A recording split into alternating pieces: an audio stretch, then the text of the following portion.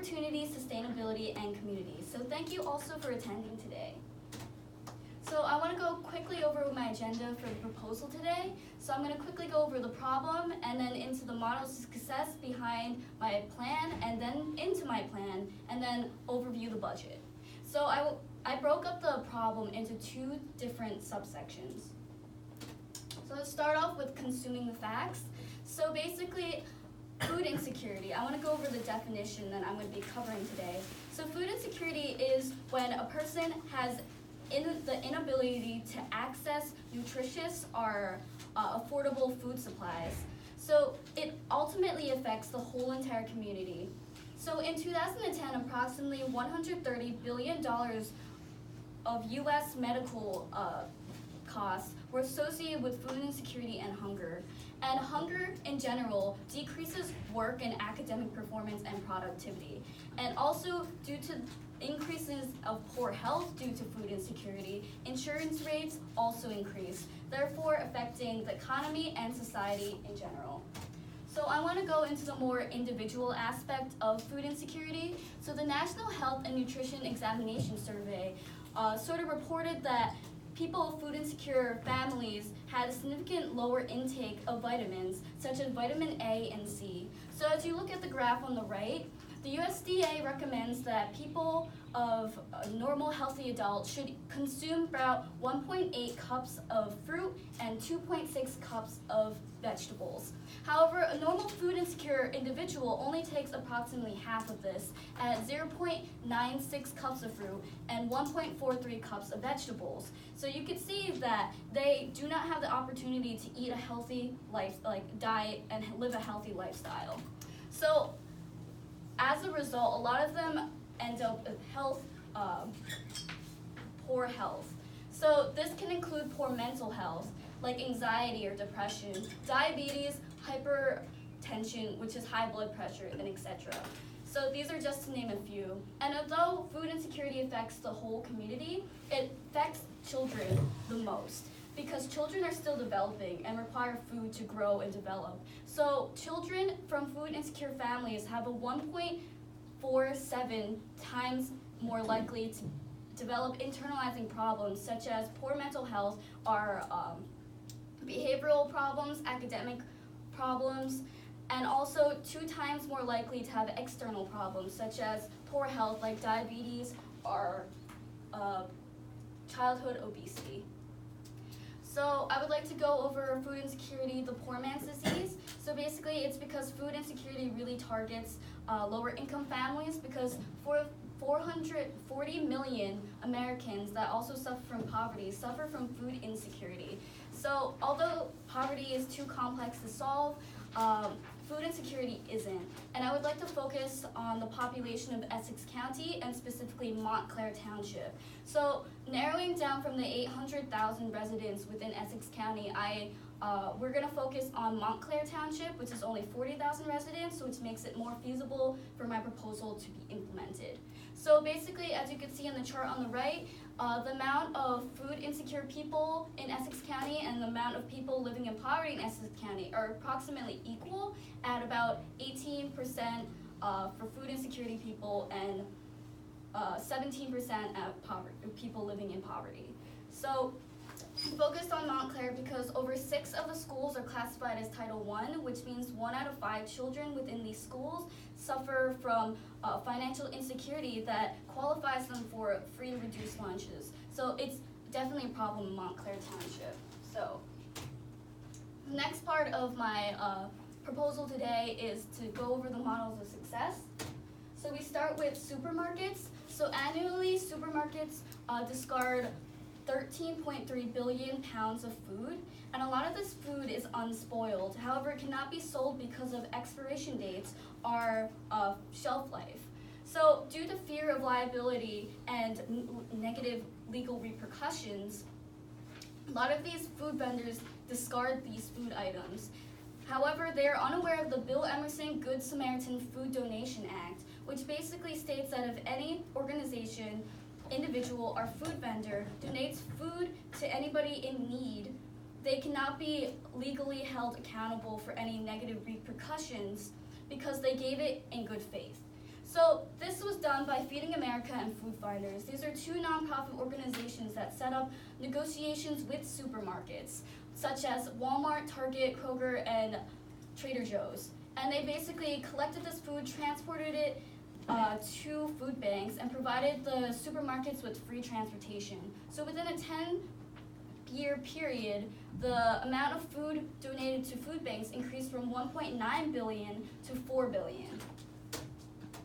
The next thing I would like to go over is mobile food pantries. So basically, food deserts occur when individuals are unable to obtain nutritious food supplies, maybe due to the location, especially because of lack of supermarket accessibility or affordable transportation to these supermarkets.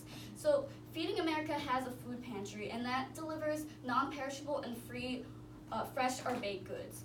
In addition, similarly, in a food pantry in Denver, Colorado called Food Bank of the Rockies, they serviced around 76,000 people within a 4-month period at 36 different locations. And this was really feasible because it was mostly run by volunteers and 2 truck drivers.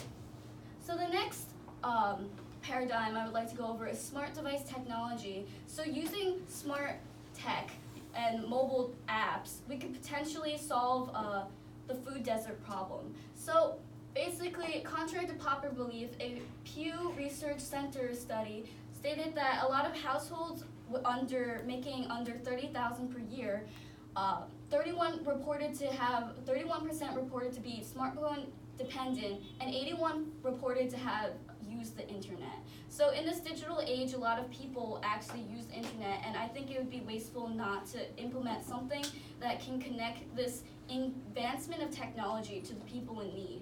So mobile apps made by Supplemental Nutrition Assistance Program in the past have been used to help people track their eligibility for women, infant, children benefits, as well as monitoring nutritional health statuses and implementing food delivery.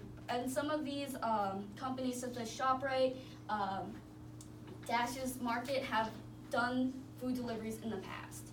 So on a study also conducted on approximately 300 parents, 63 had a growing interest in ordering food online, and over 50% had already done so in the past.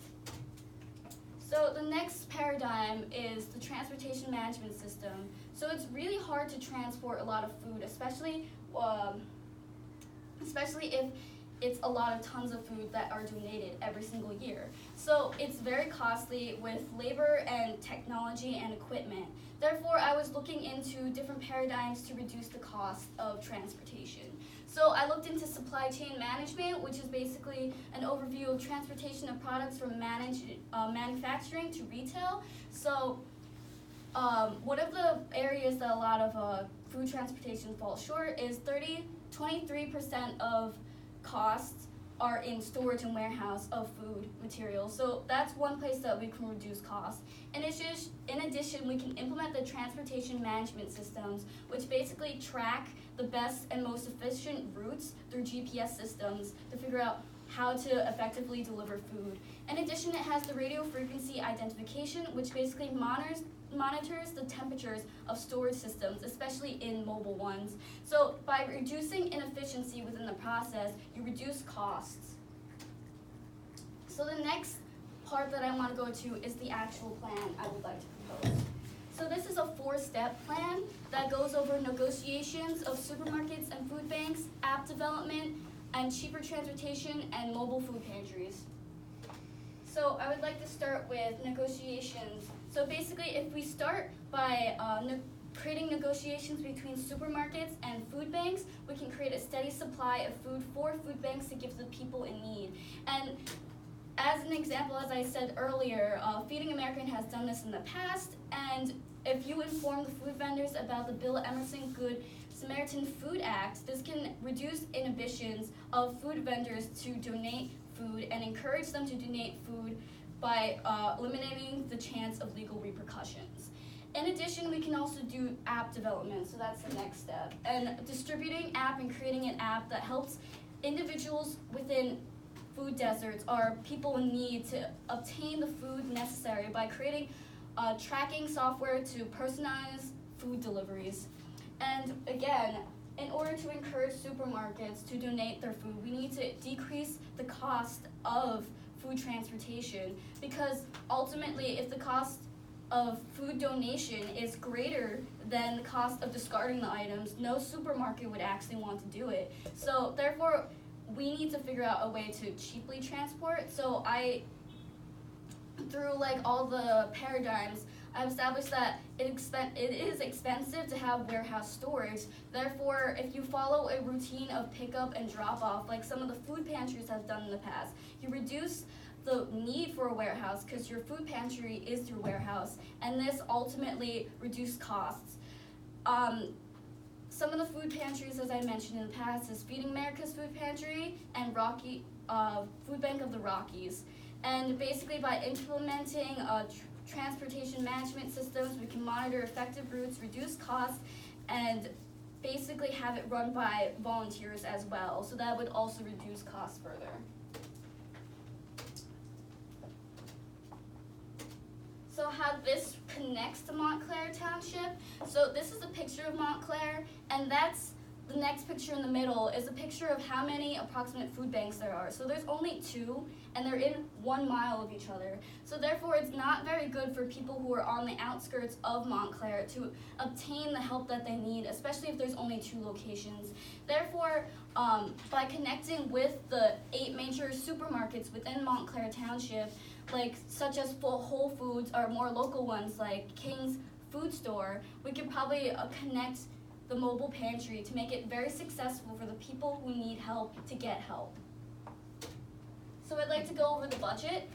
So this is a breakdown of the approximate budget. So it would cost $270,000 approximately per year, and this would be broken down in $260,000 per mobile food pantry. So this is based on the facts and figures of Food Bank of the Rockies. So it's approximately $500 per distribution. So more or less, if we want to decide to decrease the budget, we could just decrease the amount of distribution sites. In addition, app development is approximately $400 with $33 per month for app distribution and also app selling. And I would like to have about 10% miscellaneous costs just for any problems that can arise in the future to be solved with the allotted money. So most of the breakdown is the mobile food pantry. So my call to action. So if you do not be delayed by inaction. The more that you are inactive, approximately 145,000 people in Montclair suffer. And I would like to call on you again, Doug McMillan. So I understand that the focus of Walmart is to improve opportunity, sustainability, and communities. Well, food insecurity affects that all, and it really affects communities really drastically, from children to adults, and it affects their opportunities, academic achievement, growth and development. So I really want you to consider my proposal and really aid the people that need help in Montclair and give them the opportunity to thrive. Thank you.